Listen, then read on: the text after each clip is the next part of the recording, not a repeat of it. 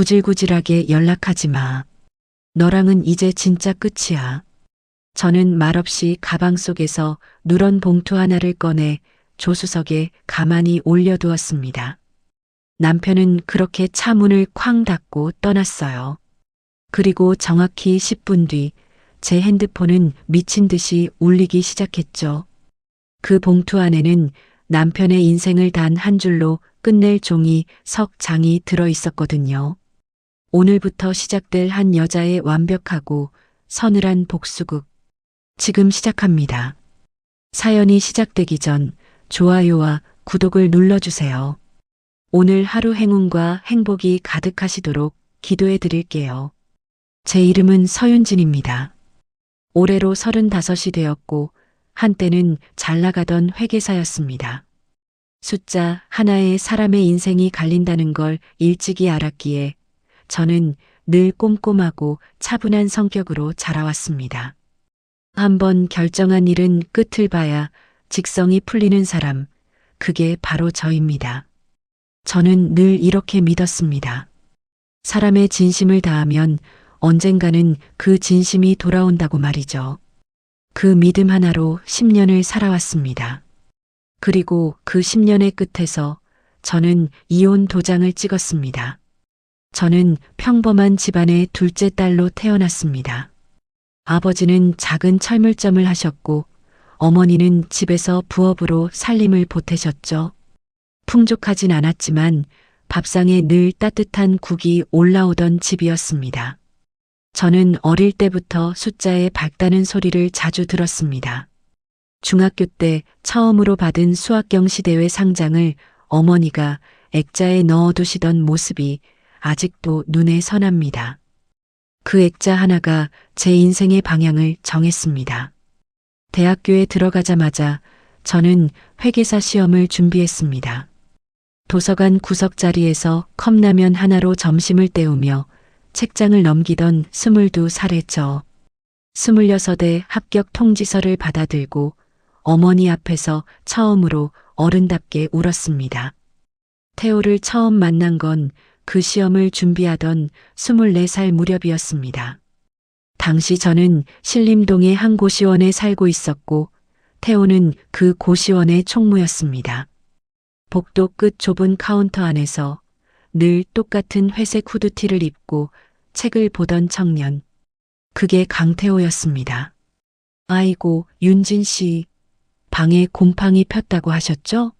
제가 오늘 독한 락스 사다가 빡빡 문질러서 싹 닦아놨습니다. 태호가 제 방문 앞에서 멋쩍게 웃으며 말했습니다. 어머나 세상에. 총무님이 거길 왜 청소하세요? 아이고, 제가 알아서 할 텐데 진짜 미안해서 어째요.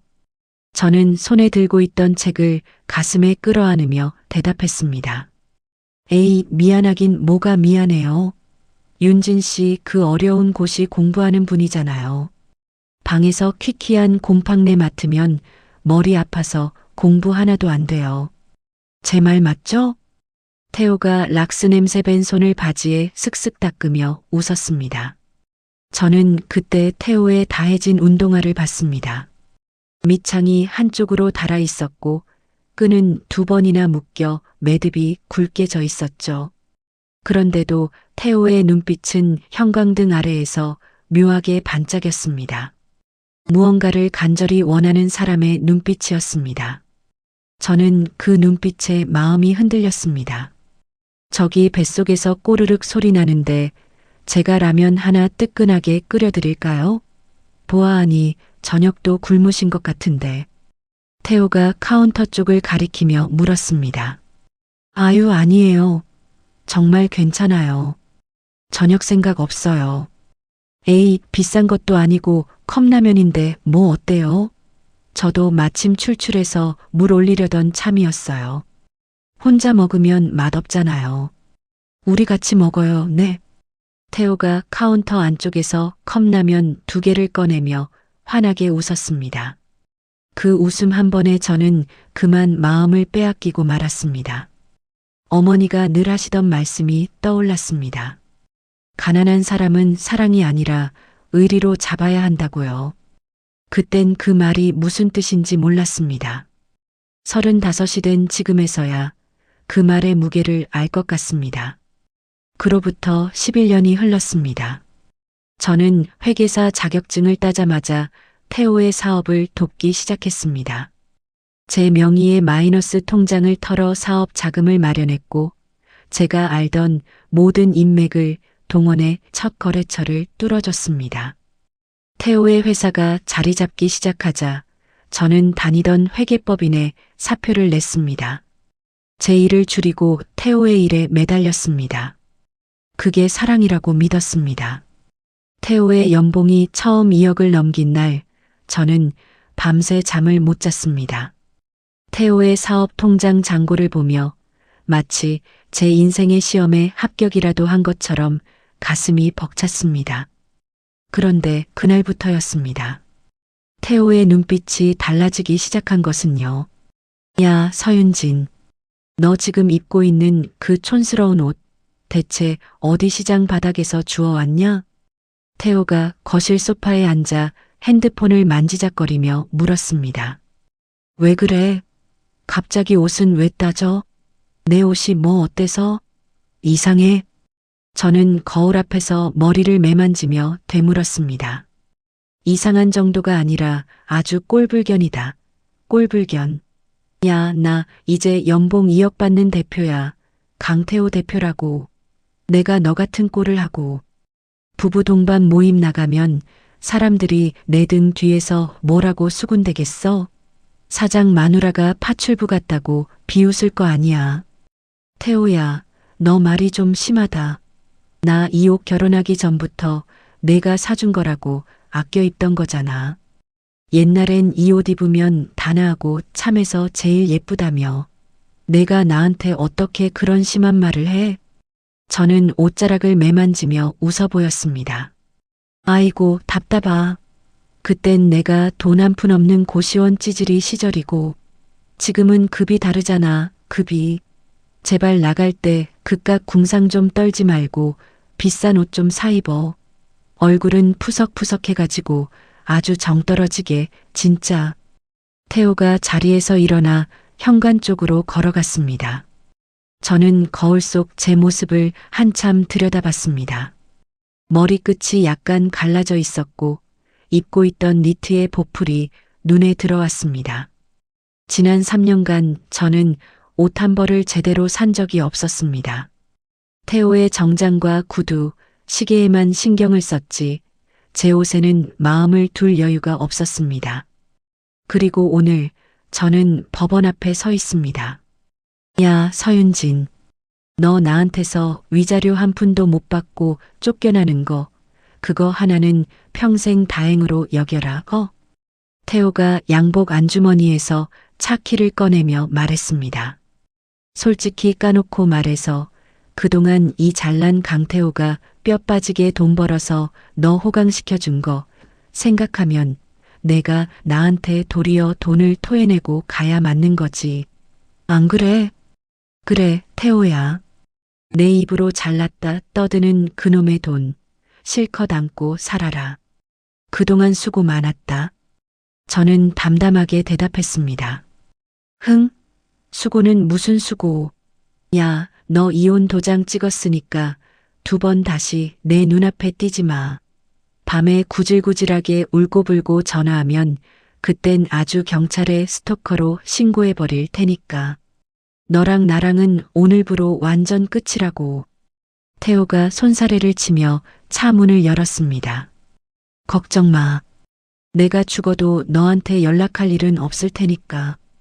그런데 가기 전에 이거 하나만 꼭 받아가라. 저는 가방 속에서 누런 서류 봉투 하나를 꺼냈습니다. 태호가 봉투를 힐끗 쳐다보며 코웃음을 쳤습니다. 참나 기가 막혀서. 그 촌스러운 누런 봉투는 또 뭐야? 안에다 뭐 구질구질하게 눈물 콧물 뺀 편지라도 썼냐? 아유 징그러워. 치워 안 받아. 아니 내가 꼭 확인해야 할 내 물건이니까 가져가. 내가 친절하게 내 비싼 차 조수석에 던져놓고 갈게. 저는 태호가 열어둔 조수석 문 안으로 봉투를 가만히 밀어 넣었습니다. 태호가 한심하다는 듯 혀를 찼습니다. 쯧쯧쯧. 야, 진짜 마지막까지 징글징글하게 청승 맞다. 그래, 어디 평생 그렇게 궁상 떨면서 잘 먹고 잘 살아봐라. 너답게. 태호가 운전석에 앉아 문을 쾅 닫았습니다. 저는 뒤로 한 발짝 물러섰습니다. 태호의 차가 매연을 뿜으며 큰 길 쪽으로 사라지는 모습을 끝까지 지켜봤습니다. 법원 앞 가로수 잎이 바람에 한번 흔들렸습니다. 저는 천천히 숨을 골랐습니다. 5분쯤 지났을까요? 가방 속 핸드폰이 진동하기 시작했습니다. 액정을 보지 않아도 누구인지 알 수 있었습니다. 저는 핸드폰을 꺼내지 않은 채 길가에 서 있던 빈 택시를 향해 손을 들었습니다. 손님, 어디로 모실까요? 기사 아저씨가 백미러로 저를 보며 물었습니다. 강남으로 가주세요. 기사님, 아주 천천히 가셔도 됩니다. 저는 가방 속에서 진동하는 핸드폰을 손바닥으로 한번 꾹 눌렀습니다. 진동이 손끝을 타고 팔뚝까지 전해졌습니다. 저는 차창 밖으로 시선을 돌렸습니다. 하늘이 유난히 맑은 날이었습니다. 태호가 집에 들어오지 않는 날이 늘어났습니다. 처음엔 일주일에 하루 이틀이었습니다. 그러다 사흘이 되고 나중엔 일주일에 닷새가 되었습니다. 저는 거실에 불을 켜둔 채 새벽까지 태호를 기다리는 일을 그만두었습니다. 대신 노트북 앞에 앉아 태호 회사의 법인카드 명세서를 한 줄 한 줄 들여다보기 시작했습니다. 숫자는 사람보다 정직합니다. 숫자는 거짓말을 하지 않습니다. 청담동의 한 호텔 라운지 새벽 2시, 강남의 모 술집 새벽 4시, 한 달치 명세서에 같은 호텔 이름이 7번 찍혀 있었습니다. 새벽 1시쯤 현관문이 열렸습니다. 저는 노트북을 덮고 거실 소파에 앉아 태호를 기다렸습니다. 태호가 양복 재킷을 벗으며 식탁 의자에 걸쳤습니다. 바로 그때 코끝을 스치는 향이 있었습니다. 달큰하면서도 묵직한, 제가 한 번도 써본 적 없는 여자 향수 냄새였습니다. 태호야. 저는 소파에서 일어나 태호 쪽으로 다가갔습니다. 왜? 안 자고 뭐해? 태호가 넥타이를 풀며 시선을 피했습니다. 법인카드 말이야. 청담동 그 호텔, 이번 달에만 7번 찍혔던데. 또 시작이네. 또. 태호가 한숨을 푹 내쉬며 식탁 의자에 털썩 앉았습니다. 거기 비즈니스 미팅 자주 하는 곳이야. 너 그런 거 모르잖아. 새벽 2시에 무슨 비즈니스 미팅을 해. 영수증에 와인 2잔, 디저트 2개 찍혀 있더라. 저는 한 발짝 더 다가서며 또박또박 말했습니다. 서윤진. 태호가 식탁을 손바닥으로 한번 탁 쳤습니다. 너 진짜 집구석에만 박혀 있다 보니까 감이 떨어졌나 본데. 내가 지금 어떤 사람들 만나는지 너 알기나 해. 태호야, 나 회계사 출신이야. 잊었어. 그러니까 더 답답한 거야. 너는 그 잘난 숫자, 머리로 사람 의심하는 거밖에 못하잖아. 태호가 자리에서 일어나 안방 쪽으로 걸어갔습니다. 태호야, 그 향수 냄새는 뭐야? 저는 태호의 등 뒤에 대고 조용히 물었습니다. 태호가 잠시 멈춰섰습니다. 그리고 뒤도 돌아보지 않은 채 대답했습니다. 식당에서 옆 테이블에 여자 손님들 있었어. 됐냐? 안방 문이 닫혔습니다. 저는 식탁 의자에 걸려있던 태호의 양복 재킷을 가만히 들어 올렸습니다. 안주머니에 손을 넣자 구겨진 영수증 하나가 잡혔습니다. 호텔 객실료 1박. 결제 시간은 어제 오후 3시. 저는 그 영수증을 손바닥 안에 꼭 쥐었습니다. 손이 떨렸지만 이상하게 눈물은 한 방울도 나오지 않았습니다. 다음 주말 태호 회사 창립 5주년 기념 파티가 있었습니다. 태호가 처음으로 저를 데리고 가겠다고 했을 때 저는 며칠 전부터 미용실 예약을 잡았습니다. 오랜만에 백화점에 들러 원피스도 한 벌 샀습니다. 거울 앞에서 옷매무새를 만지는 제 모습이 어색했습니다. 이런 자리에 와이프로 서는 게 얼마만인지 기억조차 나지 않았습니다. 호텔 연회장 입구에서 태호는 저보다 두어 걸음 앞서 걸었습니다. 저는 태호의 등을 보며 종종 걸음으로 따라갔습니다. 입구에 들어서자마자 한 무리의 사람들이 태호에게 다가왔습니다. 강 대표님 오셨네요. 옆에 분은 양복을 입은 한 남자가 저를 위아래로 훑어봤습니다. 아, 같이 온 사람이에요. 신경 안 쓰셔도 됩니다. 태호가 손을 휘휘 저으며 대답했습니다. 저는 입꼬리에 걸어두었던 미소가 그대로 굳는 걸 느꼈습니다. 같이 온 사람이라뇨. 사모님이신가 봐요. 안녕하세요. 저는 강 대표님 회사 임원으로 있는. 남자가 명함을 꺼내려 하자 태호가 남자의 어깨를 툭 쳤습니다. 명함 됐어요. 와이프가 명함 받아서 뭐하게. 집에서 노는 사람인데. 태호가 너스레를 떨며 웃었습니다. 주위 사람들도 따라 웃었습니다. 저는 웃지 못했습니다. 명함을 꺼내려던 남자가 멋쩍은 얼굴로 손을 거두었습니다. 여보, 저쪽에 가서 음료수라도 한 잔 들고 있어. 응. 태호가 제 어깨를 가볍게 밀며 말했습니다. 태호야, 인사 정도는. 윤진아, 부탁이야. 좀. 태호가 낮은 목소리로 말했습니다. 저는 입을 다물고 음료 테이블 쪽으로 걸음을 옮겼습니다. 샴페인 잔을 손에 들고 한쪽 벽에 기대섰습니다. 화려한 옷차림의 여자들이 삼삼오오 모여 이야기를 나누고 있었습니다. 명품 가방을 어깨에 걸친 한 여자가 제 쪽을 힐끗 보더니 옆 사람에게 무언가 속삭였습니다. 저는 제 손에 들린 잔을 내려다봤습니다. 손등에 자잘한 주름이 잡혀 있었습니다. 태호의 사업이 자리 잡는 동안 저는 손에 물말을 새 없이 살았습니다. 태호의 양말을 빨고 태호의 셔츠를 다리고 태호의 손님상을 차렸습니다. 그 사이 제 손은 이렇게 변해 있었습니다. 집으로 돌아오는 차 안에서 태호는 한마디도 하지 않았습니다. 저도 입을 열지 않았습니다. 차창에 비친 태호의 옆모습은 낯설었습니다. 제가 알던 그 운동화 다른 청년은 거기 없었습니다. 저는 무릎 위에 올려둔 두 손을 가만히 모았습니다. 이 결혼이 이미 끝났다는 것을 머리가 아닌 가슴으로 알아버린 밤이었습니다. 집에 들어오자마자 태호는 샤워를 한 뒤 안방에서 잠들었습니다. 저는 거실 불을 끄고 서재 문을 조용히 열었습니다. 태호의 책상 서랍을 하나하나 열어보았습니다. 세 번째 서랍 안쪽에 외장하드 하나가 들어 있었습니다. 회사 자료를 백업해두는 것이라며 태호가 늘 자랑하던 그 하드였습니다. 저는 외장하드를 노트북에 연결했습니다. 폴더 안에는 회사 회계 장부 원본 파일들이 정리되어 있었습니다. 저는 손가락 끝으로 마우스를 천천히 움직였습니다. 일부 거래처와의 입출금 내역에 이상한 흐름이 있었습니다. 실체가 없는 회사로 매달 같은 금액이 빠져나가고 있었습니다. 숫자가 너무 깔끔해서 오히려 부자연스러웠습니다. 회계사로 10년을 살아온 제 눈을 속일 수는 없었습니다.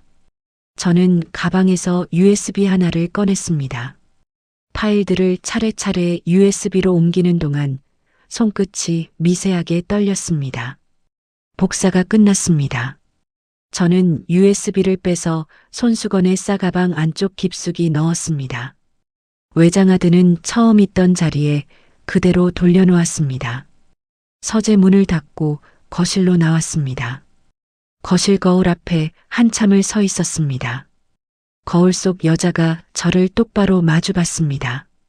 입가에는 더 이상 떨림이 없었습니다. 이튿날 아침 저는 평소처럼 된장찌개를 끓였습니다. 멸치를 다듬어 육수를 내고 두부를 깍둑 썰기 했습니다. 태호가 좋아하는 청양고추를 마지막에 송송 썰어 올렸습니다. 부엌 창으로 들어오는 햇살이 도마 위에 길게 떨어졌습니다. 저는 칼을 도마 위에 가만히 내려놓았습니다. 식탁 앞에 앉은 태호가 숟가락을 들었습니다. 오늘 찌개 간이 딱 맞네. 태호가 한 입 떠넣으며 말했습니다. 입에 맞으면 다행이고. 저는 맞은편에 앉아 밥을 한술 떴습니다. 오늘도 늦어. 기다리지 마. 태호가 핸드폰을 들여다보며 말했습니다. 응, 알았어. 저는 짧게 대답했습니다. 국그릇에서 모락모락 올라오는 김 너머로 태호의 얼굴이 흐릿하게 보였습니다. 저는 천천히 숟가락을 들었다 놓았다 했습니다. 입안의 밥알이 모래알처럼 까끌까끌했습니다. 그래도 저는 한 숟갈, 한 숟갈, 끝까지 다 먹었습니다. 비가 부슬부슬 내리던 화요일 오후였습니다. 저는 우산을 접으며 아파트 우편함 앞에 섰습니다. 우편함 안에 누런 서류 봉투 하나가 비스듬히 꽂혀 있었습니다.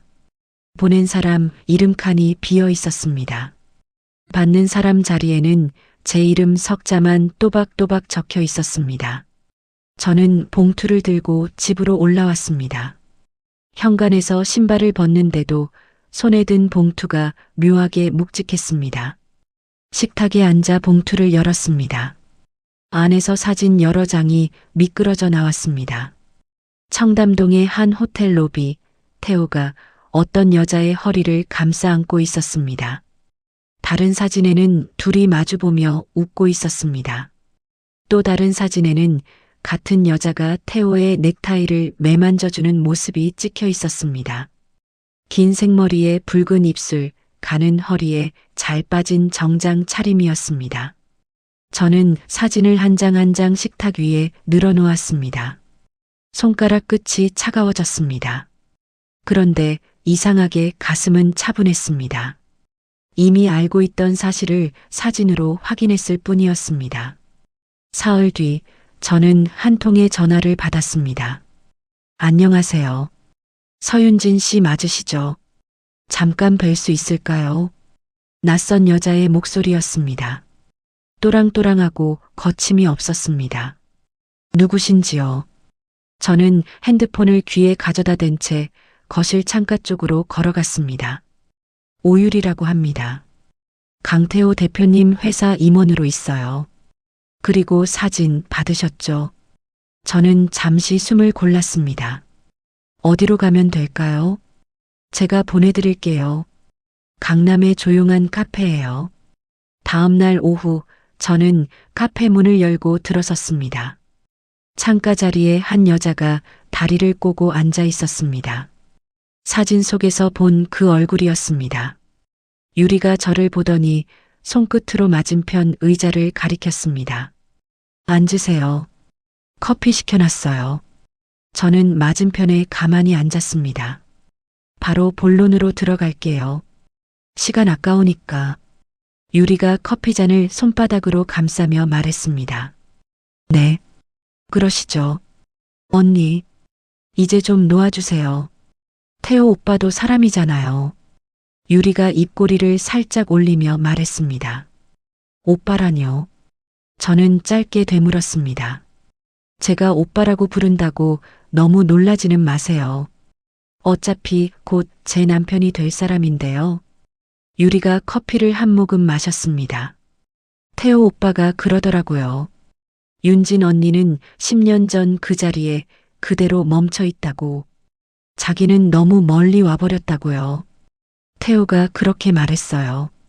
저는 컵에 손을 대지 않은 채 유리를 바라봤습니다. 네. 솔직히 저도 보면서 안쓰럽긴 했어요. 언니 같은 분이 태호 오빠 옆에 계속 서 있는 거 어울리지가 않잖아요. 유리가 어깨를 한번 으쓱했습니다. 태호 오빠 회사 지분 곧 제 명의로 일부 넘어올 거예요. 그게 무슨 뜻인지 아시죠? 저는 입을 다물고 유리의 눈을 마주봤습니다. 유리가 시선을 피하지 않았습니다. 이혼해주세요. 깔끔하게. 위자료 그런 거 욕심내지 마시고요. 어차피 언니가 받을 만한 게 없잖아요. 회사도 태호 오빠 거고 집도 태호 오빠 명의고. 오유리 씨. 저는 천천히 입을 열었습니다. 네. 커피값은 제가 낼게요. 저는 자리에서 일어났습니다. 유리가 한쪽 눈썹을 살짝 들어 올리며 저를 올려다봤습니다. 그렇게 점잖게 나오시니까 더 안쓰럽네요. 안쓰럽다는 말은 제가 들을 말이 아닌 것 같아요. 저는 카운터로 걸어가 커피값을 계산했습니다. 유리의 시선이 등 뒤에 따갑게 꽂히는 걸 느꼈습니다. 카페 문을 열고 나오자 바람이 한 줄기 불었습니다. 저는 그 바람을 깊게 들이마셨습니다. 그날 저녁 태호가 집에 들어왔습니다. 저는 거실 소파에 앉아 태호를 기다리고 있었습니다. 식탁 위에는 유리가 보낸 사진들이 가지런히 놓여 있었습니다. 이게 다 뭐야? 태호가 사진을 힐끗 보더니 시선을 돌렸습니다. 오유리 씨한테 받은 거. 오늘 만나고 왔어. 너 미쳤어. 왜 그런 여자를 만나? 태호가 사진을 손바닥으로 쓸어 식탁 끝으로 밀어냈습니다. 태호야, 우리 이혼하자. 저는 담담하게 말했습니다. 태호의 표정이 한순간 멈췄습니다. 그러더니 곧 입꼬리가 올라갔습니다. 잘 생각했네. 깔끔하게 가자. 위자료 같은 소리는 하지 마. 너 회사에 보탠 거 한 푼도 없잖아. 한 푼도 없다고. 저는 되물었습니다. 마이너스 통장 그거. 어차피 다 갚았어. 이자까지 쳐서. 그 외에 너 뭐 한 거 있어. 집에서 밥 좀 해준 거. 그건 부부니까 당연한 거고.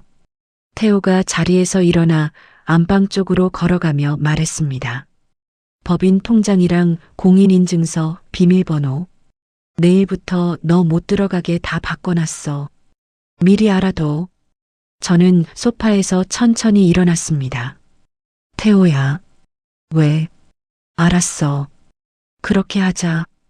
태호가 어이없다는 표정으로 저를 돌아봤습니다. 그래. 너 의외로 쿨하네.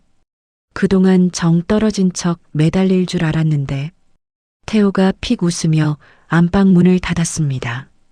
저는 거실 한가운데에 한참을 서 있었습니다.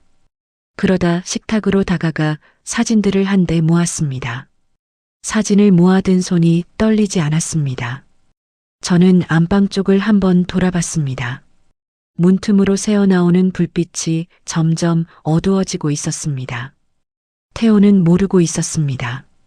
5년 전 회사를 처음 세우던 그 봄에 제가 무슨 일을 해두었는지. 그때 태호는 사업자 등록과 세금 문제로 머리를 싸매고 있었습니다. 저는 회계사로서 태호에게 한 가지 제안을 했습니다. 세금 혜택을 받으려면 핵심 기술 특허는 별도 법인 명의로 두는 게 낫다고요. 태호는 그게 무슨 말인지 잘 이해하지도 못한 채 고개를 끄덕였습니다. 저는 제 명의로 작은 페이퍼 컴퍼니를 하나 세웠습니다. 그리고 태호 회사의 핵심 기술 특허 3건을 그 법인 명의로 등록해 두었습니다. 태호는 그 서류에 도장만 찍었을 뿐 한 번도 그 회사의 등기부등본을 열어본 적이 없었습니다. 회사의 가장 중요한 목줄을 누가 쥐고 있는지 태호는 단 한 번도 의심한 적이 없었습니다. 저는 식탁 의자에 앉아 핸드폰을 들었습니다. 며칠 전부터 부재중 통화 목록에 같은 이름이 계속 떠 있었습니다. 5년 전 제 회계법인 시절 고객이었던 사람. 태호 회사의 가장 큰 라이벌 기업 대표 최민혁이라는 이름이었습니다. 핸드폰 화면 위로 제 손가락이 잠시 머물렀습니다. 그때 거실 창밖에서 바람이 한번 크게 불었습니다. 저는 핸드폰 화면을 다시 어둡게 껐습니다. 조금만 더 기다리기로 했습니다. 가장 좋은 칼은 가장 좋은 순간에 빼야 한다는 것을 저는 회계장부 속에서 이미 배웠습니다. 비가 종일 추적추적 내리던 금요일이었습니다. 저는 강남의 한 카페 구석 자리에 앉아 식어버린 커피잔을 만지작거리고 있었습니다. 가방 안에는 짐가방 하나, 분량의 옷가지가 들어 있었습니다. 태호가 어제부터 안방 비밀번호를 바꾸고 제 옷장에 손을 댄 흔적이 있었기 때문입니다. 저는 짐을 챙겨 잠시 친구 집에 머물 생각이었습니다. 유리가 제 지인들에게 어떤 소문을 흘렸는지 친구 둘에게 전화를 걸었지만 받지 않았습니다. 세 번째로 건 친구에게서는 짧은 문자만 돌아왔습니다. 당분간 연락하지 말아달라는 내용이었습니다. 창밖으로 우산을 들고 지나가는 사람들을 멍하니 보고 있을 때였습니다. 서윤진 회계사님 맞으시죠? 낯익은 목소리에 저는 고개를 들었습니다. 키가 큰 한 남자가 우산을 접으며 제 테이블 옆에 서 있었습니다. 빳빳한 회색 정장에 단정한 머리, 깊은 눈매. 5년 전 제 회계법인 시절 두어 번 일을 함께 했던 최민혁이었습니다. 민혁 대표님, 저는 자리에서 반쯤 일어났습니다. 앉으세요. 제가 옆에 잠깐 앉아도 되겠습니까? 민혁이 정중하게 물었습니다. 네, 앉으세요. 민혁이 맞은편에 앉으며 직원에게 따뜻한 커피 2잔을 주문했습니다. 몇 번 전화를 드렸는데 안 받으셔서요. 무례한 줄 알지만 오늘은 직접 뵙고 싶었습니다. 민혁이 차분한 어조로 말했습니다. 제 사정이 좀 복잡해서요. 죄송합니다. 사정은 어느 정도 알고 있습니다. 강태호 대표와의 일도요. 저는 잠깐 시선을 떨궜습니다. 민혁이 천천히 말을 이었습니다. 단도직입적으로 말씀드릴게요. 윤진 씨, 강태호 대표 회사의 핵심 기술 특허가 윤진 씨 명의로 된 법인 소유인 거 저는 진작부터 알고 있었습니다. 저는 고개를 들어 민혁을 바라봤습니다. 민혁의 눈빛은 흔들림이 없었습니다. 어떻게 아셨어요? 5년 전 제가 윤진 씨 사무실에 자문을 받으러 갔을 때 책상 위에 결제 서류가 있었습니다. 일부러 본 건 아니지만 회사 이름 하나가 눈에 들어왔어요. 그 회사가 어떤 회사인지 그땐 몰랐죠. 그런데 작년에 우리 회사가 그쪽 특허를 검토하다가 등기부등본을 떼보고 알았습니다. 민혁이 잔에 손을 가져갔습니다. 오해는 마세요. 저는 그걸 빌미로 윤진 씨를 흔들 생각은 없습니다. 다만 윤진 씨가 지금 어떤 상황인지 짐작이 가서 한 가지 제안을 드리고 싶었습니다. 제안이요. 저는 천천히 되물었습니다. 2가지입니다. 첫째, 저희 회사와 그 특허 3건에 대해 독점 사용 계약을 맺어주십시오. 계약 조건은 윤진 씨가 원하시는 대로 다 맞추겠습니다. 둘째, 윤진 씨 이름으로 회계 컨설팅 펌을 새로 차리세요. 사무실 임대료부터 초기 운영비까지 저희 쪽에서 무이자로 지원하겠습니다. 갚으실 필요도 없습니다. 그동안 윤진 씨 능력이 묻혀 있었던 게 업계의 손해였으니까요. 저는 한참 동안 말을 잇지 못했습니다.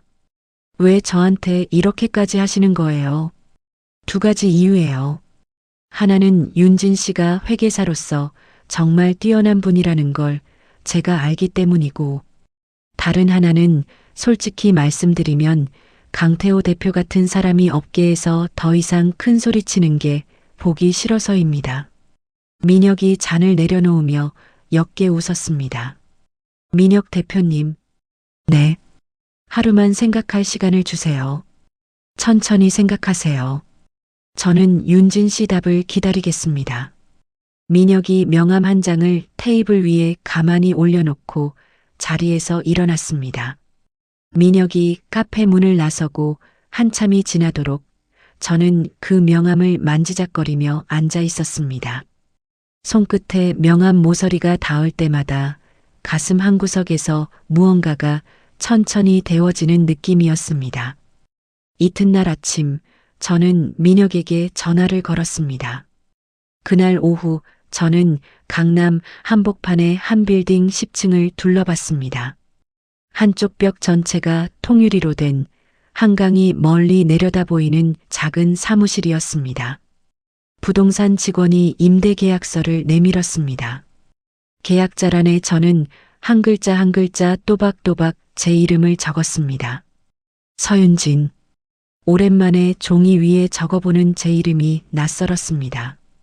그리고 그 낯설미 묘하게 가슴을 두근거리게 했습니다. 다음 주 저는 태호 회사의 주요 투자자 명단을 정리했습니다. 5년 전 제가 직접 투자 유치 자료를 만들었던 사람들이라 이름과 연락처는 다 머릿속에 있었습니다. 저는 회계장부 사본에서 명백히 의심스러운 부분만 추려냈습니다.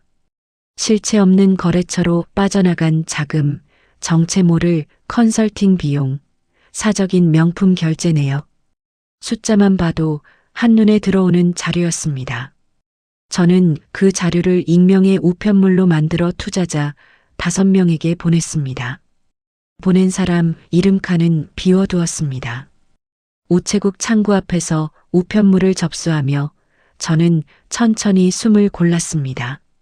그 사이에도 태호는 아무것도 모른 채 화려한 일상을 보내고 있었습니다. 유리의 SNS에는 빨간 외제차 앞에 선 유리의 사진이 올라왔습니다. 사진 아래에는 어떤 분이 선물해 주셨다는 짧은 글이 적혀 있었습니다. 저는 핸드폰 화면을 한참 들여다보다가 작게 코웃음을 쳤습니다. 이혼 조정 기일은 그로부터 보름 뒤로 잡혔습니다. 법원 앞에서 저는 회색 코트 차림으로 태호와 마주 섰습니다.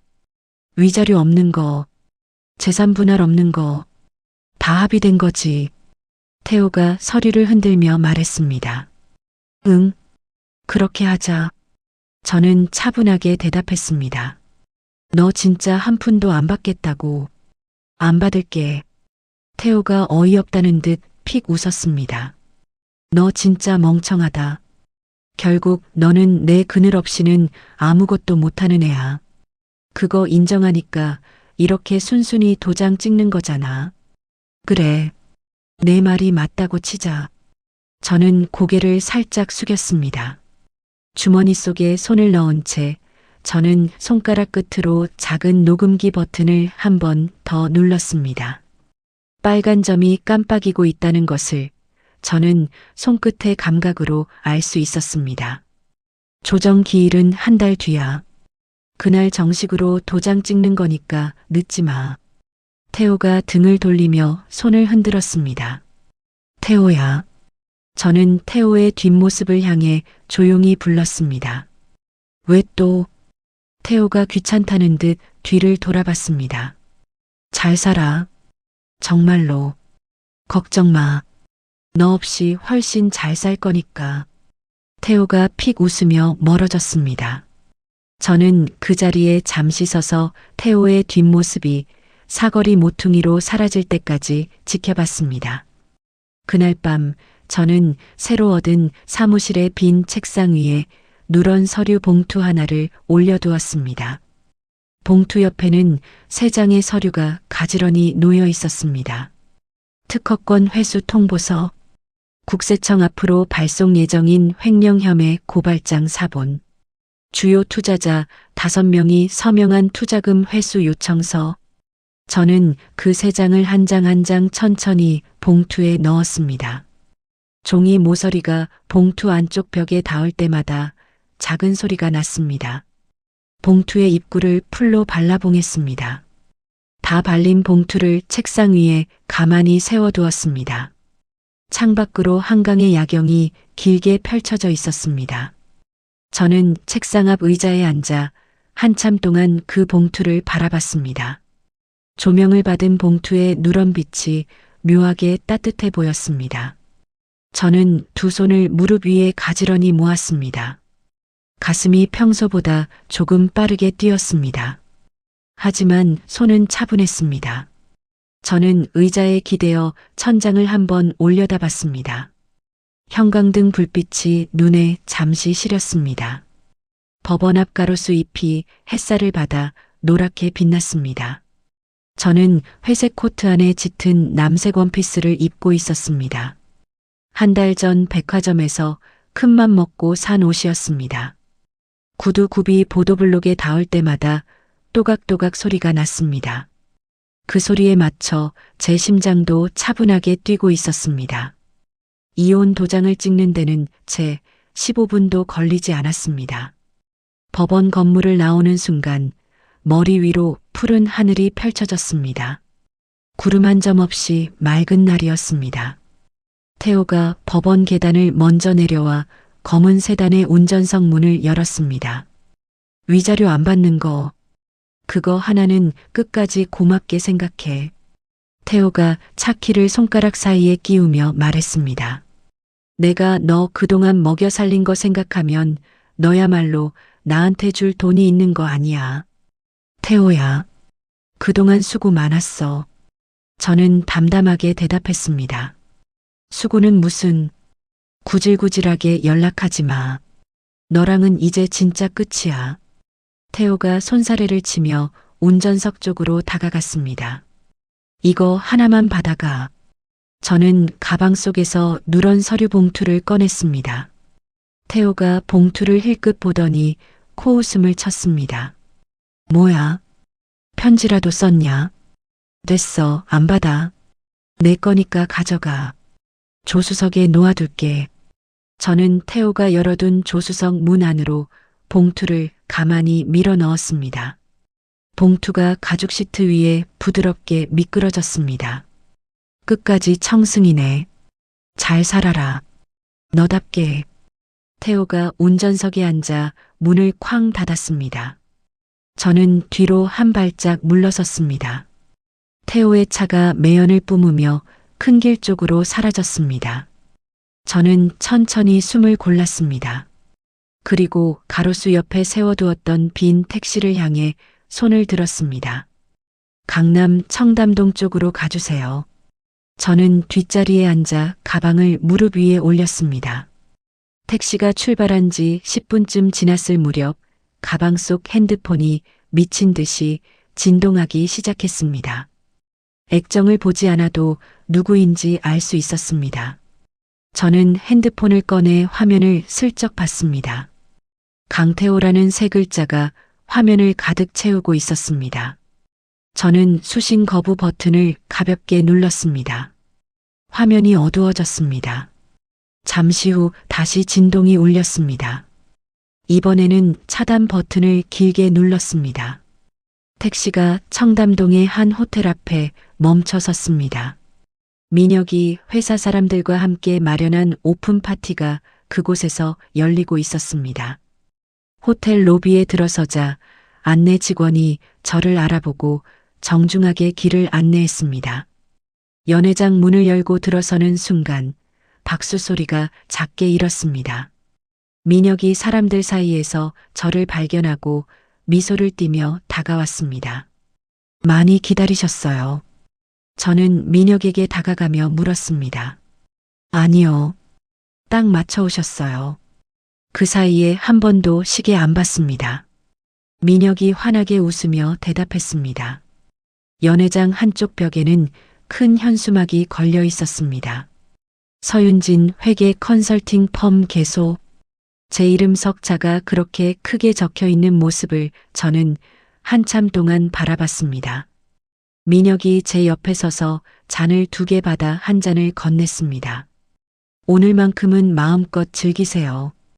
윤진 씨가 주인공이에요. 고마워요. 진심으로. 저는 잔을 받아들고 작게 부딪혔습니다. 잔이 부딪히는 맑은 소리가 연회장 천장까지 올라갔습니다. 그때 한 여자가 저에게 다가왔습니다. 민혁의 회사에서 임원으로 일한다는 분이었습니다. 오늘 입으신 원피스 너무 잘 어울리세요. 진작에 이런 자리에서 뵙고 싶었어요. 여자가 환하게 웃으며 말했습니다. 감사합니다. 처음 뵙겠습니다. 저는 가볍게 고개를 숙였습니다. 민혁 대표님께 윤진 씨 얘기 정말 많이 들었어요. 회계 쪽에서는 윤진 씨만 한 분이 없다고요. 진작에 영입했어야 했는데 늦었다고 늘 아쉬워하셨어요. 여자가 민혁 쪽을 흘끔 보며 웃었습니다. 민혁이 멋쩍은 표정으로 잔을 들어 입가에 가져갔습니다. 저는 잠시 시선을 떨궜습니다.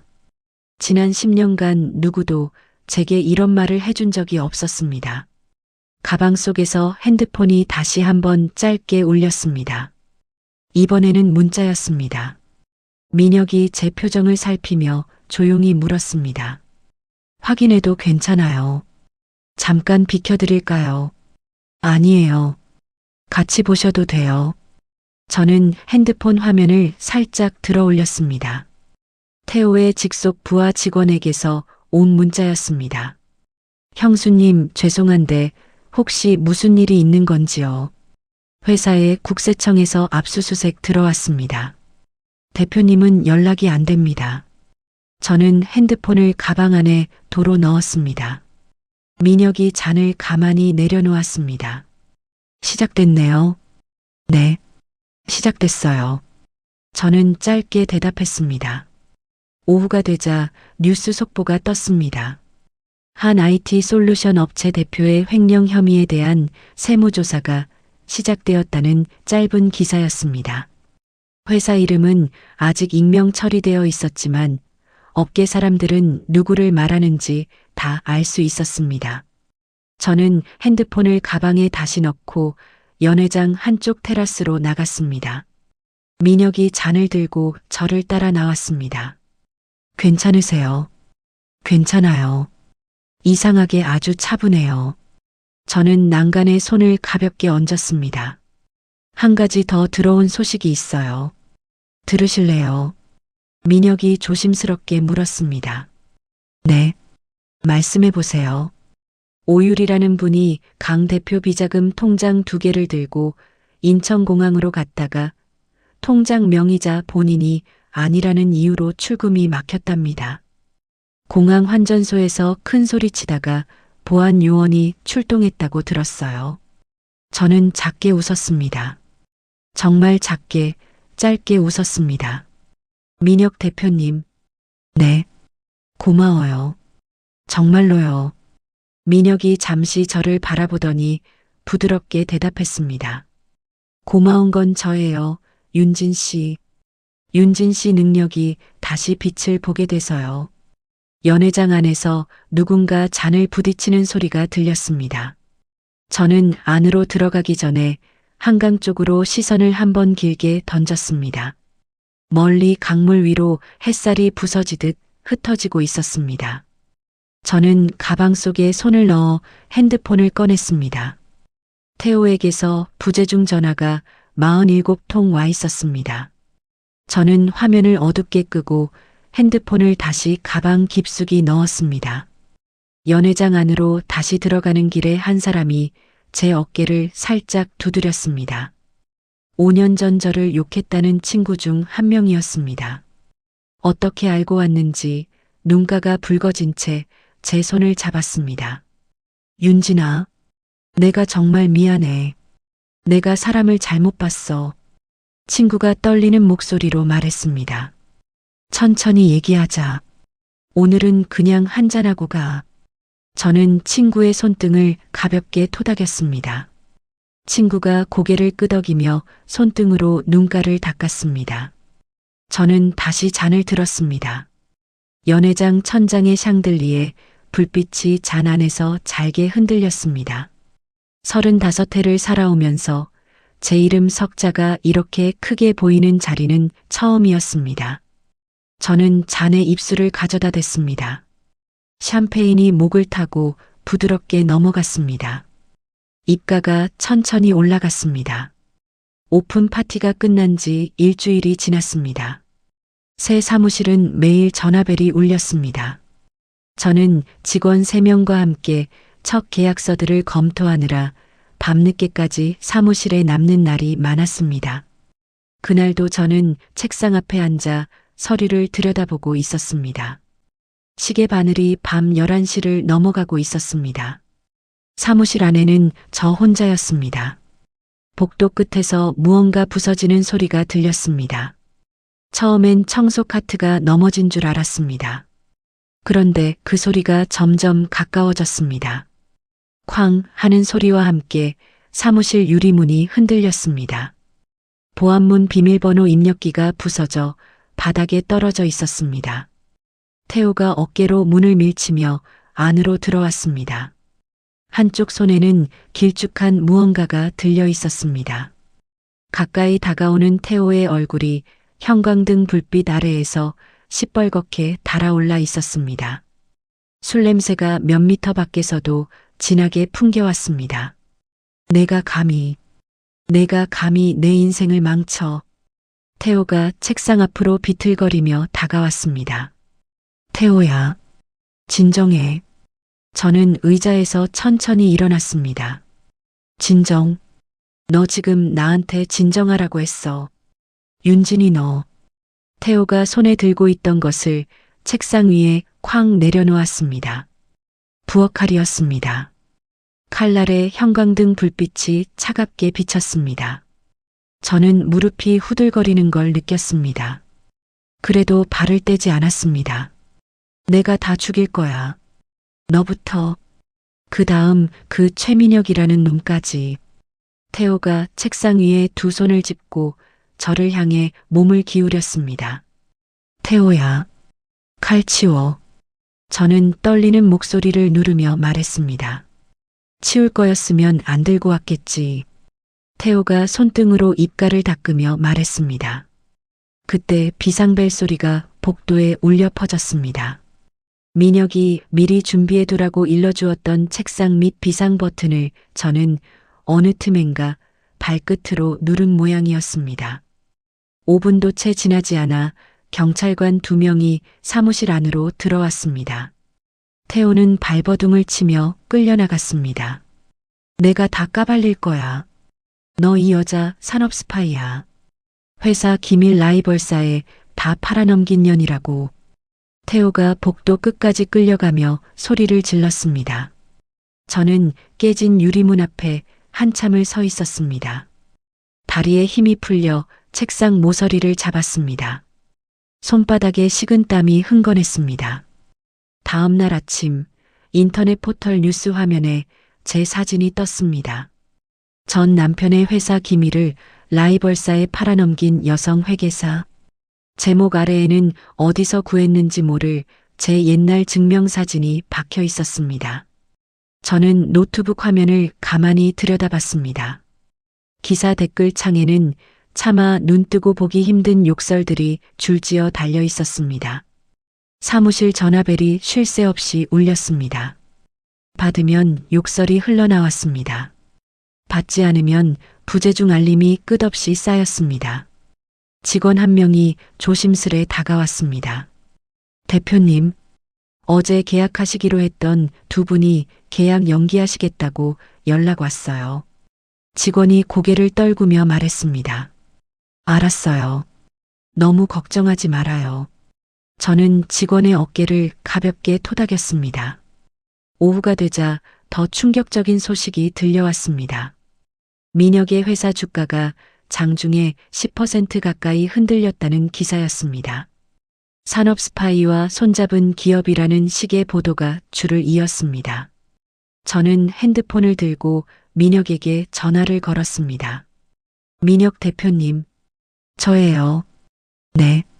윤진 씨, 괜찮으세요? 제가 폐를 너무 많이 끼치고 있어요. 저랑 한 계약 잠시 보류해 두시는 게 어떨까 해서요. 윤진 씨, 민혁이 잠시 말을 끊었다가 다시 이었습니다. 한 가지만 부탁드릴게요. 그런 말 다시 꺼내지 마세요. 저는 윤진 씨를 믿어요. 처음부터 끝까지요. 저는 핸드폰을 귀에 댄 채 책상 위로 천천히 고개를 떨궜습니다. 고마워요. 정말로 고마워요. 고맙다는 말 대신 이 상황을 끝낼 방법을 함께 찾아봐요. 시간 되시면 저녁에 사무실로 가겠습니다. 전화를 끊고 저는 한참을 책상에 엎드려 있었습니다. 어깨가 무거웠습니다. 민혁에게 누가 될까봐 잠을 이루지 못한 며칠이 한꺼번에 밀려왔습니다. 이튿날 저는 한 통의 우편물을 받았습니다. 경찰서 출석 요구서였습니다. 태호가 고용한 변호사가 저를 영업비밀 누설 혐의로 고소한 결과였습니다. 저는 출석 요구서를 손에 들고 한참을 들여다봤습니다. 종이 한 장이 이렇게 무겁게 느껴진 적은 없었습니다. 다음 날 오전 저는 경찰서 조사실에 앉아 있었습니다. 형사 2명이 마주 앉아 차가운 표정으로 서류를 넘겼습니다. 서윤진 씨, 강태호 씨 회사의 핵심 기술 자료를 빼돌렸다는 진술이 있습니다. 어떻게 생각하십니까? 형사 한 명이 펜으로 책상을 가볍게 두드리며 물었습니다. 제 명의로 등록된 특허입니다. 빼돌릴 자료가 따로 없습니다. 저는 또박또박 대답했습니다. 명의가 윤진 씨로 되어 있는 건 압니다. 그런데 강태호 씨 측에서는 금명의 등록 과정 자체가 윤진 씨의 일방적인 사기였다고 주장하고 있습니다. 형사가 서류 한 장을 책상 위로 밀어 보였습니다. 5년 전 제가 회계사 자격으로 정식 자문해드린 결과에 따라 진행한 일입니다. 당시 강태호 씨가 직접 서명한 서류도 모두 보관하고 있어요. 보관하고 계시면 다음 조사 때 가지고 와주시겠어요? 네, 가지고 오겠습니다. 저는 짧게 대답했습니다. 조사실 밖 대기실로 나오자 벽에 걸린 텔레비전 화면에서 유리의 인터뷰가 흘러나오고 있었습니다. 유리는 카메라 앞에서 손수건으로 눈가를 찍어 누르고 있었습니다. 저도 피해자예요. 윤진 씨가 태호 오빠와 저 사이를 이간질하고 회사 기밀까지 빼돌리는 동안 저는 아무것도 몰랐어요. 유리가 떨리는 목소리로 말했습니다. 저는 텔레비전 화면을 한참 동안 들여다봤습니다. 주머니 속에서 주먹을 꽉 쥐었습니다. 손톱이 손바닥을 파고드는 게 느껴졌습니다. 하지만 이상하게 눈물은 나오지 않았습니다. 그날 저녁 저는 사무실로 돌아오지 않고 화장실에 한참을 머물렀습니다. 세면대 거울 앞에 서서 차가운 물로 얼굴을 씻었습니다. 물방울이 턱을 타고 떨어졌습니다. 거울 속 제 얼굴은 핏기가 없었습니다. 눈가가 약간 부어 있었습니다. 저는 거울 속 저 자신을 똑바로 바라봤습니다. 서윤진, 여기서 무너지면 안 돼. 저는 작은 목소리로 중얼거렸습니다. 내가 10년을 버틴 사람이야. 며칠을 못 버틸 사람이 아니야. 거울 속 여자가 천천히 고개를 끄덕였습니다. 저는 손등으로 얼굴에 묻은 물기를 닦아냈습니다. 가방을 다시 어깨에 메고 화장실 문을 열었습니다. 복도 끝 창문으로 저녁놀이 길게 들어오고 있었습니다. 저는 그 빛 속으로 천천히 발걸음을 옮겼습니다. 구두 굽소리가 복도에 일정하게 울렸습니다. 한 걸음 한 걸음. 저는 그 소리에 맞춰 호흡을 가다듬었습니다. 집으로 돌아온 그날 밤 저는 잠을 자지 않았습니다. 거실 책상 위에 노트북을 펴놓고 클라우드 접속창을 띄웠습니다. 화면 위에 깜빡이는 커서를 한참 동안 바라봤습니다. 5년 전 회사를 처음 세우던 그 봄에 제가 따로 만들어둔 비공개 클라우드였습니다. 태호의 진짜 장부. 그러니까 태호가 회사 자금을 어디로, 얼마나, 어떻게 빼돌렸는지가 고스란히 적힌 이중 장부의 원본이 그 안에 잠들어 있었습니다. 저는 비밀번호를 한 글자씩 입력했습니다. 숫자와 영문자가 섞인 16자리 비밀번호였습니다. 마지막 글자를 입력하고 엔터키를 눌렀습니다. 화면이 새로 열리며 폴더 목록이 펼쳐졌습니다. 저는 민혁에게 전화를 걸었습니다. 민혁 대표님, 자료 다 정리됐어요.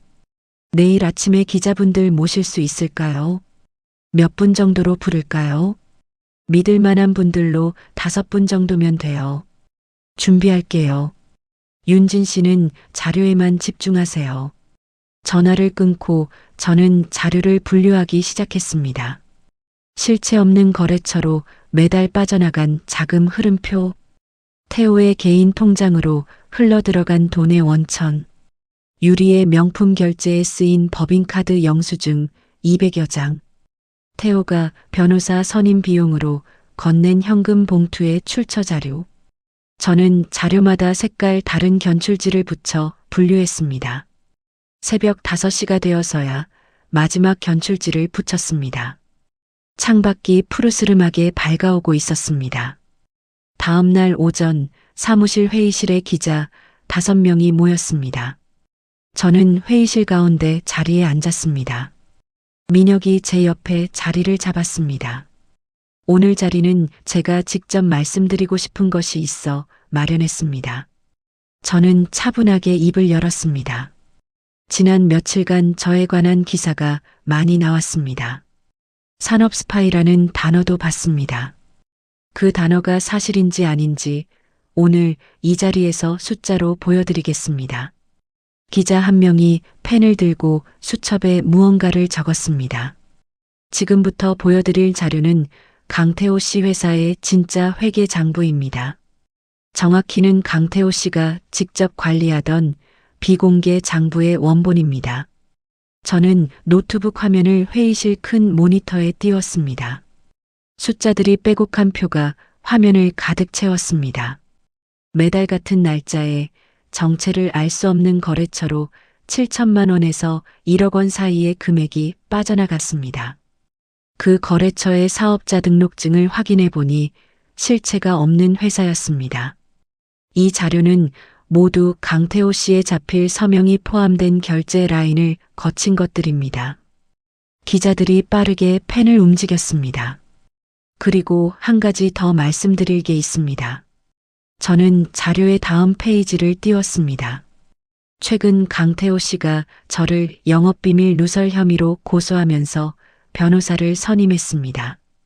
그 변호사에게 건넨 착수금이 어디서 나왔는지 보여드리겠습니다.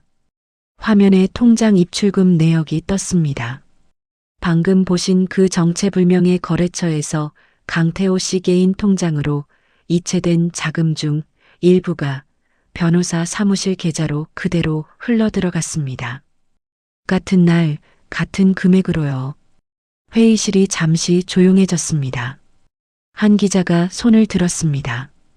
이 자료들 어떻게 확보하신 겁니까? 제가 5년 전 회사 설립 단계에서 회계사로 자문해 드릴 때부터 정기적으로 백업해온 자료입니다. 회계사로서 당연히 보관해야 하는 부분이었어요. 저는 또박또박 대답했습니다. 회의실 뒤편에서 민혁이 자리에서 일어났습니다. 한 가지 보태드릴 사항이 있습니다. 강태호 씨 회사 핵심 기술 특허 3건의 최초 설계자가 누구인지 특허청에 등록된 공식 서류를 가지고 왔습니다. 민혁이 가져온 서류 한 장을 펼쳐 보였습니다.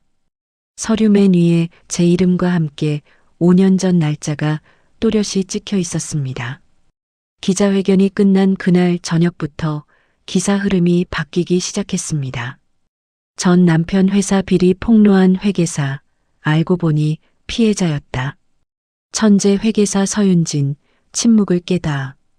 포털 메인 화면에 제 이름 옆에 붙은 단어가 산업 스파이에서 천재 회계사로 바뀌어 있었습니다. 다음 날 아침 저는 다시 경찰서로 갔습니다. 이번에는 출석 요구를 받아서가 아니라 새로운 자료를 제출하기 위해서였습니다. 지난번 저를 차갑게 대했던 형사가 자리에서 일어나 정중하게 인사를 했습니다. 서윤진 씨, 어제 기자회견 자료 저희도 모두 확인했습니다. 형사가 의자를 권하며 말했습니다. 네, 자료 추가로 제출하러 왔어요. 오히려 저희가 죄송합니다. 처음 조사 때 강압적으로 임한 부분 정식으로 사과드리겠습니다. 형사가 고개를 살짝 숙였습니다. 저는 짧게 고개를 끄덕였습니다. 같은 시각 유리는 다른 경찰서에서 조사를 받고 있었습니다. 무고죄 혐의로 신변이 위태로워지자 유리는 살 길을 찾기 시작했습니다. 경찰서를 나오는 길에 잡힌 인터뷰에서 유리는 카메라를 향해 외쳤습니다. 저는 다 시키는 대로 했을 뿐이에요. 태호 오빠가 시켰어요. 비자금도 명품 결제도 다 태호 오빠 짓이었어요. 유리의 목소리가 떨렸습니다. 며칠 전 손수건으로 눈가를 찍던 그 모습은 어디에도 없었습니다. 저는 그 인터뷰를 카페에 앉아 텔레비전으로 봤습니다. 민혁이 맞은편에 앉아 따뜻한 커피를 한 잔 시켜주었습니다. 이렇게 빨리 무너질 줄은 몰랐어요. 민혁이 잔을 내려놓으며 말했습니다. 진짜는 원래 빨리 무너져요. 받쳐주던 거짓말이 빠지는 순간 저는 작게 대답했습니다. 며칠 뒤 태호가 인천공항에서 잡혔다는 소식이 들려왔습니다. 남은 비자금을 가지고 동남아 어느 나라로 빠져나가려다 출국 심사대에서 막혔다고 했습니다. 공항에서 양팔이 붙들린 채 끌려 나오는 태호의 사진이 인터넷에 떴습니다. 양복은 구겨져 있었고 머리는 헝클어져 있었습니다. 한때 거울 앞에서 넥타이 매듭 하나에 10분씩 매달리던 사람이었습니다. 저는 그 사진을 한참 동안 들여다봤습니다. 가슴 한쪽이 묘하게 가라앉았습니다. 미움도 통쾌함도 아닌 묘한 감정이었습니다. 태호의 회사는 그 주에 최종 부도 처리되었습니다. 직원들은 뿔뿔이 흩어졌고 사무실 입구에는 임대료 미납으로 인한 명도 안내문이 붙었습니다. 유리는 사기와 횡령 공범 혐의로 구속되었고 수갑을 찬 채 경찰차에 오르는 모습이 카메라에 잡혔습니다. 저는 그날 저녁 사무실 책상 앞에 앉아 한참 동안 창밖을 바라봤습니다. 한강 위로 길게 늘어진 다리에 불이 하나씩 켜지고 있었습니다. 민혁이 사무실 문을 가볍게 두드리고 들어왔습니다. 손에는 작은 화분 하나가 들려 있었습니다. 개업 선물 늦었지만 다시 드려요. 민혁이 화분을 책상 위에 가만히 올려놓았습니다. 작고 단단한 잎이 달린 화분이었습니다. 고마워요. 저는 화분의 잎을 손끝으로 한번 가볍게 만졌습니다. 이제 진짜 다 끝난 거 맞죠? 네, 다 끝났어요. 민혁이 옆자리 의자에 가만히 앉았습니다. 저는 화분에서 손을 떼고 옆자리에 앉은 민혁 쪽으로 고개를 돌렸습니다. 민혁이 미소를 띤 채 저를 바라보고 있었습니다. 저도 입가에 작게 웃음을 띄웠습니다. 창밖에서 불빛이 한번 잘게 흔들렸습니다. 어디선가 멀리 강바람이 한 줄기 불어오는 듯 했습니다. 1년이 흘렀습니다. 저는 강남의 한 빌딩 17층, 한강이 길게 내려다 보이는 사무실에서 하루를 시작합니다. 서윤진 회계 컨설팅 펌. 1년 전 작은 10층 사무실에서 시작한 회사는 직원 15명 규모로 커졌습니다. 업계에서는 까다로운 인수합병 자문이나 복잡한 회계 정리를 맡길 때 제일 먼저 제 이름을 떠올린다고들 합니다. 아침에 출근하면 책상 위에 새 계약서가 두세 건씩 올라와 있습니다. 오늘 아침도 그랬습니다. 비서가 사무실 문을 가볍게 두드리고 들어왔습니다. 대표님, 우편물 도착했어요. 비서가 책상 위에 봉투 몇 통을 가지런히 올려놓았습니다. 고마워요. 커피 한 잔 부탁할게요. 네, 바로 가져다 드릴게요. 비서가 문을 닫고 나갔습니다. 저는 봉투들을 한 통씩 살펴봤습니다. 계약문이 2통, 학회 초청장 1통, 그리고 맨 아래에 손글씨로 주소가 적힌 누런 봉투 1통이 있었습니다. 받는 사람 자리에 제 이름이 또박또박 적혀 있었습니다. 보내는 사람 자리에는 짧게 한 단어만 적혀 있었습니다. 강태호. 저는 봉투를 손에 든 채 잠시 책상에 기대섰습니다. 글씨체에 힘이 빠져 있었습니다. 한자 한자가 빗둘거렸습니다. 한때 회사 결제 서류에 또박또박 사인을 휘갈기던 그 사람의 손이라고 믿기지 않을 정도였습니다. 저는 봉투를 가만히 책상 한쪽에 놓아두었습니다. 잠시 후 비서가 커피를 들고 들어왔습니다.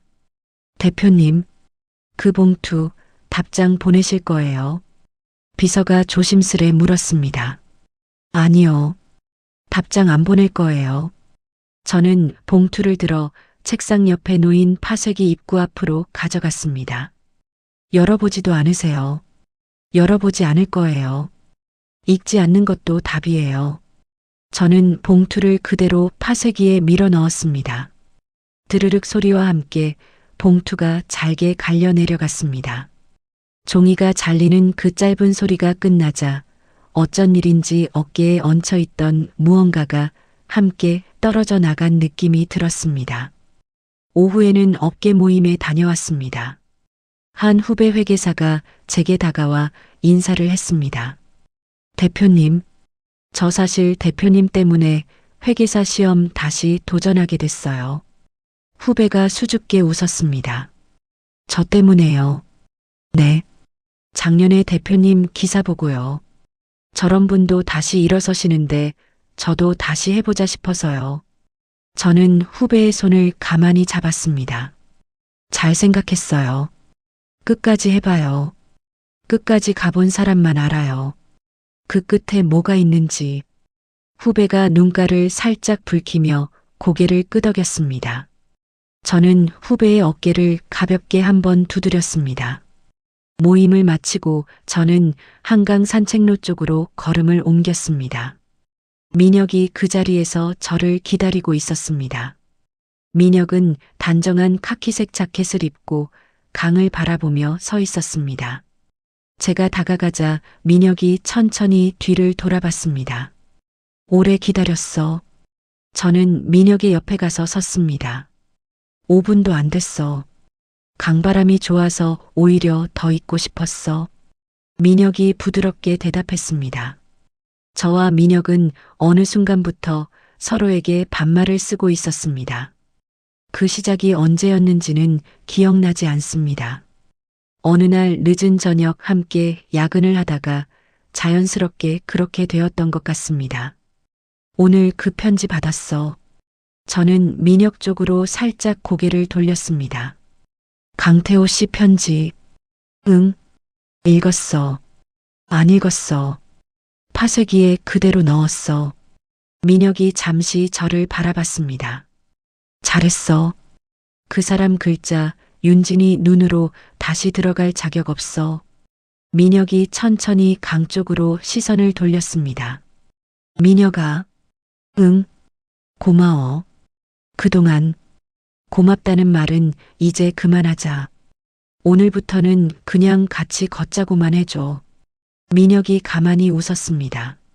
저는 민혁의 옆모습을 잠깐 봤습니다. 강 위로 어둠이 내려앉기 시작했습니다. 다리 위 가로등에 불이 하나씩 들어오는 모습이 강물에 길게 비쳤습니다. 저와 민혁은 산책로를 따라 천천히 걸었습니다. 바람이 시원하게 불었습니다.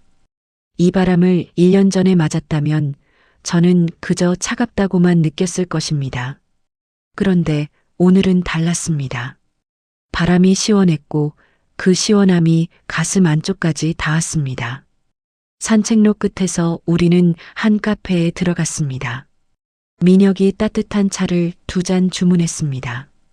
창가 자리에 앉아 저는 한참 동안 잔 안에서 피어오르는 김을 바라봤습니다. 무슨 생각해? 민혁이 조용히 물었습니다. 옛날 생각. 어떤 옛날? 24살 때 고시원에 살던 윤진이. 컵라면 하나에 점심 때우면서 시험 준비하던 그 윤진이. 저는 잔을 2손으로 감싸 쥐었습니다. 그 윤진이한테 10년만 견디면 너 정말 멋진 사람이 된다고 말해주고 싶어. 다른 사람한테 매달리지 말고 너 자신을 위해 살라고. 민혁이 조용히 고개를 끄덕였습니다. 지금 그렇게 살고 있잖아. 응. 이제는 그렇게 살아. 저는 잔에 입술을 가져다 댔습니다. 따뜻한 차가 목을 부드럽게 타고 넘어갔습니다. 집으로 돌아온 저는 거실 책상 앞에 앉았습니다. 오늘 새로 받은 계약서 한 장이 책상 위에 놓여 있었습니다. 계약자 서명란이 비어 있었습니다. 저는 만년필 뚜껑을 천천히 열었습니다. 잉크가 가득 찬 펜촉이 종이 위에 부드럽게 닿았습니다. 서윤진. 세 글자를 또박또박 적었습니다. 글자가 종이 위에서 잘 마르도록 잠시 그대로 두었습니다. 저는 의자에서 일어나 거실 창가로 갔습니다. 통유리창 너머로 서울의 야경이 길게 펼쳐져 있었습니다. 불빛 하나하나가 사람들이 사는 자리였습니다. 저 불빛들 중 어딘가에는 한때의 저처럼 누군가의 그늘 안에서 자신을 잃어가는 사람도 있을 것입니다. 저는 그 사람들에게 작은 목소리로 말을 건네고 싶었습니다. 자기 자신을 잃어가면서까지 지켜야 할 관계는 없습니다. 당신의 가치를 모르는 사람에게 더 이상 시간을 쓰지 마세요. 당신의 시간은 당신이 빛나는 데 써야 합니다. 저는 그렇게 살아보니 그제야 비로소 숨이 쉬어졌습니다. 창에 비친 제 얼굴을 가만히 들여다봤습니다. 1년 전 법원 앞에 서 있던 그 얼굴과는 많이 달라져 있었습니다. 눈가에 작은 주름이 생겼지만 그 주름이 부끄럽지 않았습니다. 입꼬리가 자연스럽게 위로 올라가 있었습니다. 거실 한쪽 화분에서 잎사귀 하나가 작게 흔들렸습니다. 민혁이 1년 전 사무실에 가져다 준 그 화분이었습니다. 저는 화분 옆으로 다가가 잎을 손끝으로 가볍게 만졌습니다. 초록빛 잎이 손끝에 닿는 감촉이 부드러웠습니다. 저는 그 자리에 잠시 더 서 있었습니다. 입가의 미소가 천천히 깊어졌습니다. 10년이라는 시간 동안 저는 누군가의 아내, 누군가의 그늘로만 살았습니다. 제 이름 석자보다 강태호의 아내라는 호칭이 더 익숙했고 그 호칭 안에서 제 자신은 조금씩 지워져 갔습니다. 그런데 막상 그 그늘에서 걸어 나오고 보니 햇살 아래에 저는 생각보다 훨씬 더 단단한 사람이었습니다. 가끔 사람들이 묻습니다. 그때 그 봉투 안에 든 종이 석장이 두렵지 않았느냐고요. 저는 늘 똑같이 대답합니다. 정말 두려웠던 건 그 봉투가 아니라 제 자신을 잃어가면서도 그 결혼을 붙들고 있던 지난 10년이었다고요. 혹시 지금 이 이야기를 들으시면서 누군가의 그늘 아래 숨이 막혀 계신 분이 있다면 저는 이 말씀을 꼭 드리고 싶습니다. 나를 잃어가면서까지 지켜야 할 관계는 이 세상에 없습니다. 당신의 가치를 모르는 사람에게 더는 당신의 시간을 쓰지 마세요. 당신의 시간은 당신이 빛나는 데 써야 합니다. 이야기를 끝까지 들어주신 분이 계시다면 잘 들었다고 댓글 하나만 남겨주세요. 감사합니다.